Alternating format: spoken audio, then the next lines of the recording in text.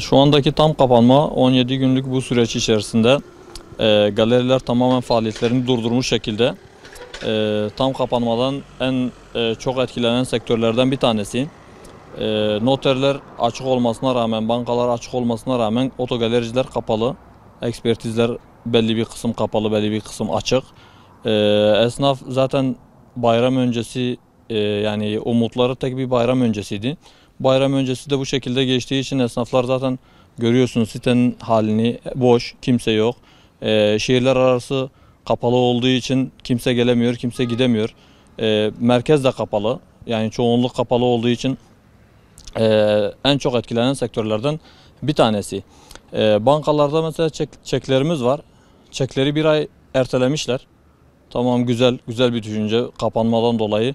Ama madem bir ay çeklerimizi ertelemişsiniz, bir zahmet kredilerimizi de erteleseydiniz daha makbule geçerdi. Yani biz çeklerimize göre kendimizi ödemelerimizi ayarlıyoruz. Çekler gelmeyince bu sefer ödemelerimizi yapamıyoruz.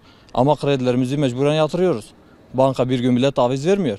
Araç fiyatları düşük durumda. Yani şu an aracın yani müşterinin tam fırsat alma zamanıydı. Bayramdan önce de güzel bir sirkülasyon olacağını düşünüyorduk.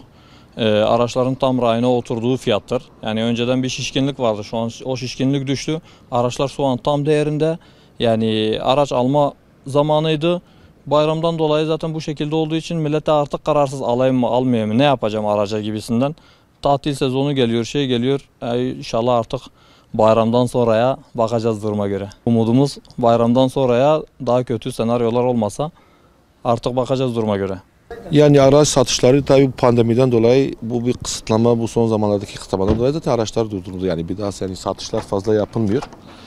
Şehirler arası kısıtlama da olduğundan dolayı şehir dışına da çıkamamızdan dolayı zaten satışlar şu anda duruktur yani. Şu anda satışlar durmuş ama bayramı bekliyoruz. İnşallah bayramda bir yüzümüze inşallah Allah-u Teala gülecek, inşallah satışlarımız olacaktır yani.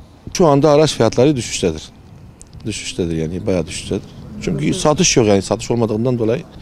Yani her bir arabadan nereden bakarsan bir 7 bin 8 bin düştü yani. Şimdi millet kira veremiyor. Kira veremediğinden dolayı ister istemez araçları zararına da satan arkadaşlarımız, esnaflarımız vardır yani.